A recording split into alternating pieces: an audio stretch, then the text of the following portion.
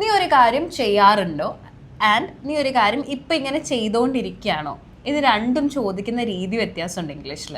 അറിയോ എന്താന്ന്? അതെന്താ നമുക്ക് ഇന്ന് പഠിക്കാം. ഓക്കെ, സോ നീ ഒരു കാര്യം ചെയ്യാറുണ്ടോ? ഫോർ എക്സാമ്പിൾ നീ ഫുട്ബോൾ കളിക്കാറുണ്ടോ എന്ന് എങ്ങനെയായിരിക്കും ചോദിക്കുക? Do you play football?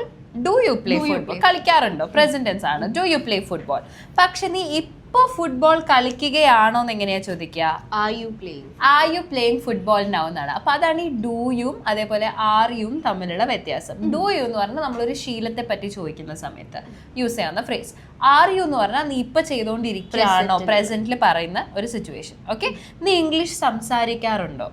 Do you speak English? Okay, നീ നിന്റെ ഫ്രണ്ടിന്റെ കൂടെ ഇംഗ്ലീഷ് സംസാരിക്കുകയാണോ?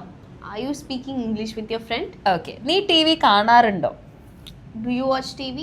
നീ ഇപ്പൊ ടി വി കാണുകയാണോ? Are you watching T V? Okay, നീ ഇവിടെയാണോ ജോലി ചെയ്യുന്നത്? Do you work here? Okay, നീ ഇന്ന് ജോലി ചെയ്യുന്നുണ്ടോ? ഇതെങ്ങനെ ഇംഗ്ലീഷിൽ പറയാന്നുള്ളത് നിങ്ങൾ താഴെ കമന്റ് ചെയ്യാം.